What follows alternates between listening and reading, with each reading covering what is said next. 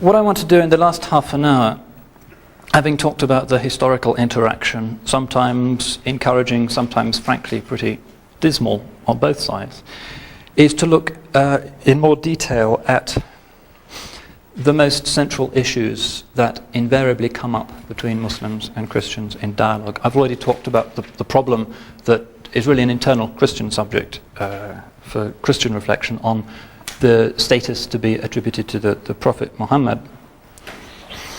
But the other things that invariably come up in these encounters relate to the understanding of God.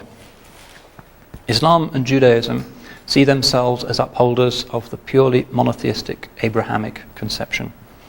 Mainstream Christianity has upheld a Trinitarian model of God, which it nonetheless holds to be an essentially monotheistic conception. How have the Muslims understood this? Well, there are going to be a number of difficulties which beset any attempt by Muslims to define the Trinity. Muslims, hopefully with goodwill, should attempt to see the Trinity as an expression, a way of understanding the divine unity.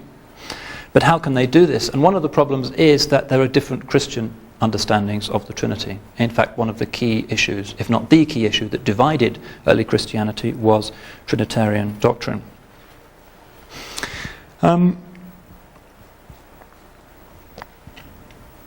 Reading the Muslim theologians, one sometimes gets the impression that some of them never got the point about the Trinity fully. Perhaps they were impatient with it. There's an assumption amongst Muslim believers that ultimate reality has to be ultimately simple, and that any attempt to introduce a plurality or multiplicity within the Godhead is so obviously absurd and a compromise with that principle that it doesn't really need to be investigated in detail. But we also find amongst Muslim writers, even in present times, a quite sharp hostility. That Muslims are very impressed by Christian ethics, by the life of Jesus, but they really don't like the Christian understanding of God. And there are two reasons for this, I think. Firstly, the doctrine of Trinity was the most notorious point at issue between Muslims and Christians. It was freighted with very fierce passions. For the pre-modern Muslim mind, the Christian world was always associated with aberrant violence. These savages who lived to the north of the Mediterranean, who were always fighting against each other, and when they came to the Muslim world, always brought crusades, reconquista, and so forth. That was the traditional Muslim stereotype of what Christendom was about. And the idea was that the objective of all of this was to impose the doctrine of Trinity on the hapless Muslim victims.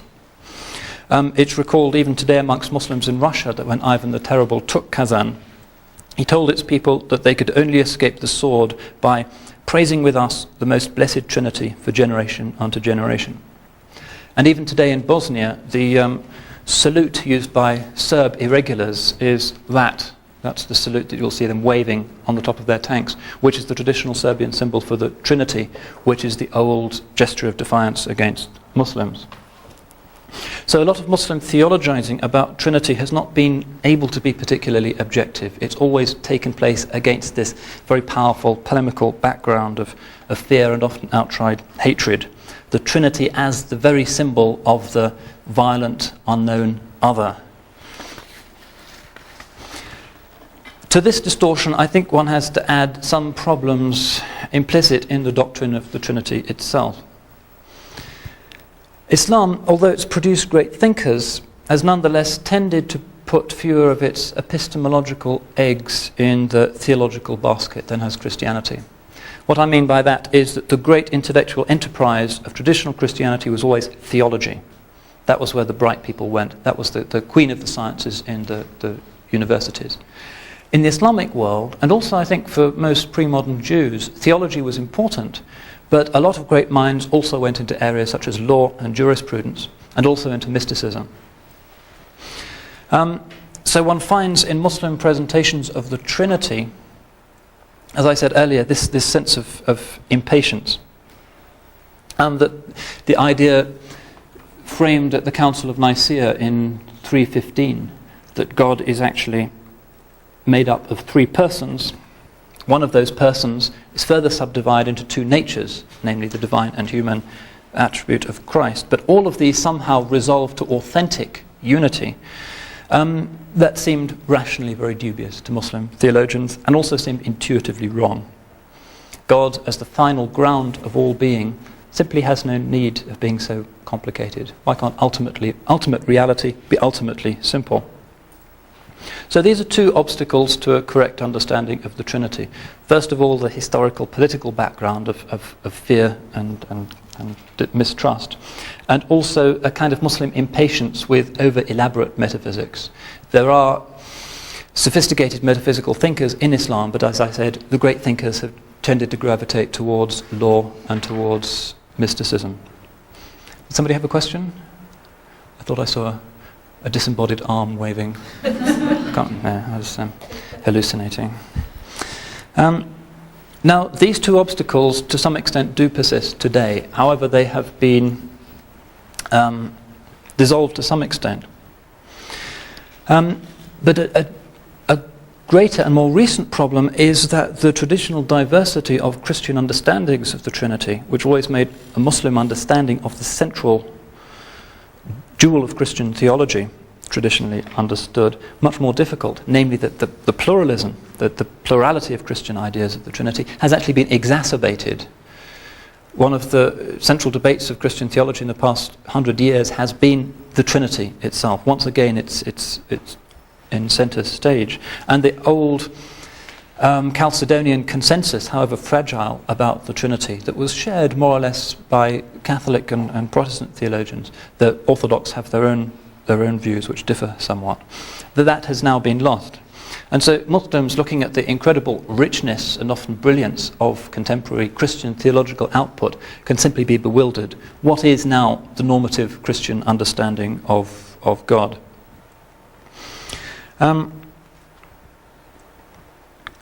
What do Muslims actually say then when they confront this literature? And invariably these are the points that get raised in dialogue. First of all, Muslims recognize, or should recognize, that there is hardly any tenet of Christian theology or even morality which does not depend ultimately on this doctrine of the Trinity. A lot is at stake for traditional Christian orthodoxy. The fundamental dogma of Trinity doesn't make any sense unless you also accept the doctrines of incarnation and atonement. St. Anselm, in his famous book Deus Homo, showed that the concept of atonement demanded that Christ had to be God, since only an infinite sacrifice could atone for the limitless evil of humanity, which, as St. Augustine put it, was a massa damnata, humanity as a damned mass, because of Adam's original sin. So infinite is the sin of humanity in classical Christian theology, that only an infinite sacrifice can atone for it. Hence only God himself can do it. Man cannot dig himself out of this mess. So Jesus of Nazareth was hence God incarnate, walking on earth, distinct somehow from God the Father, who remained dwelling in heaven and hearing our prayers and his prayers. So it became necessary to think of God as at least two in one, who were, at least for a while, existing both in heaven and on earth as distinct entities. So the baby in the Bethlehem cradle is, unbeknown to his onlookers, also directing every detail of the cosmos. In early Christianity, the Logos, the Word, which was the Christ Spirit, believed to be active as a principle, as a divine principle in human life, in due course also became hypostasized as the third person of the Trinity, and hence the Trinitarian doctrine, which was affirmed particularly at Chalcedon in the 5th century. And no doubt this process was shaped by the triadic beliefs which hovered in the Near Eastern air of the time. Many of the late Roman mystery religions also believed in a triune deity. Also some of them believed in a divine atonement figure. Mithras, for instance, is an example of this. And these are the arguments that Muslims would deploy when looking at the Trinitarian thesis.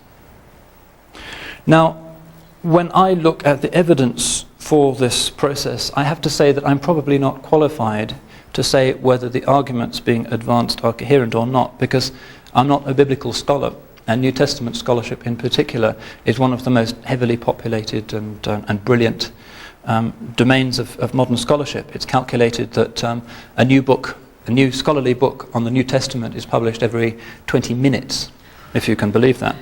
And one of my colleagues in Cambridge, the professor of New Testament, complains to me that she simply can't keep up with all of the new, often very brilliant books that are being produced. So if she can't do it, I certainly can't, and I'm not sure how authoritative my pronouncements are going to be. But as a layman, it does seem that a kind of consensus is beginning to emerge amongst serious historians, preeminent amongst whom are figures such as Professor Geza Vermes in Oxford, who's the expert on the Dead Sea Scrolls in Britain, that Jesus of Nazareth himself never believed or taught that he was in any sense divine, that he was a second person of a divine trinity. He was a wandering, charismatic rabbi, very much a product of and in harmony with the Galilean tradition of first century Palestinian Judaism. This is what Professor Vermes has said in his book, Jesus the Jew. And it's very widely accepted, not just by British theologians and New Testament people, but also in the States. You have people like Professor Burton Mack, for instance, at Claremont in California. Could you write the name of that? Yeah. Professor Geza Vermes. He has several books. One's called The Religion of Jesus the Jew. One is just called Jesus the Jew. There's the third one I can't remember. He's also the most distinguished translator of the complete Dead Sea Scrolls. Though Geza Vermes' position is, as I said, that Jesus of Nazareth himself, as historians can make out, simply regarded himself as a prophet in the Jewish tradition, but would certainly never have seen himself as being divine. That was something that came into Christian belief subsequently as the result of the infiltration of Hellenic ideas of a human being being God simultaneously, which was the idea, for instance, that underpinned the Roman Empire. The Roman Emperor was also God, God incarnate, and there are various incarnationist sects that were popping up all the time in the first and second century. And Vermes' thesis, which is, as I say, widely shared, was that Jesus, the monotheistic Jew, was eventually swamped or veiled by the influx of Gentile converts, the paradigm for whom is, of course, Paul, who took him out of his Jewish context and held him up as some kind of quasi-divine saviour figure. So that Jesus himself, if he'd wandered into, say, a great Byzantine basilica and looked up at the mosaic of the Christ Pantocrator over the altar, simply wouldn't have recognized himself there. It was a transformation that took him completely outside the bounds of what he himself imagined himself to be. Vermes in particular has been deriving his views from his studies of the Dead Sea Scrolls, which are our principal source of knowledge for first century Palestinian Judaism. The Nag Hammadi Gospels, the so-called Gnostic Gospels, are also useful. Not that they shed reliable light onto the beliefs of Jesus, but because they illustrate the sectarian ambience of the time. Also archaeological work that has been done that very much strengthens Vermes' thesis. And he also uses the New Testament itself. Burton Mack, who's taken Vermes' views a little bit further, is interesting because Mack holds that Jesus actually had a scripture.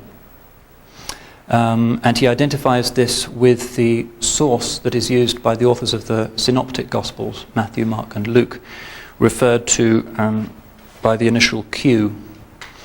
There's so much that is shared by those three writers that for at least 100 years scholars have recognized that those three writers had a common source from which they were borrowing. St. John's Gospel is a different type of document altogether and generally held to be somewhat later. So Burton Mack, in his recent book, The Lost Gospel, actually reconstructs this book that Jesus had and taught from, called Q.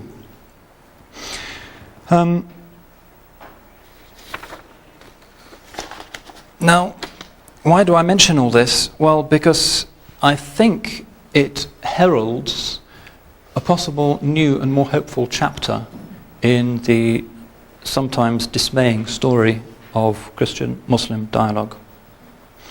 What can be the Christian response to these new discoveries, to this new image of Jesus the Jew?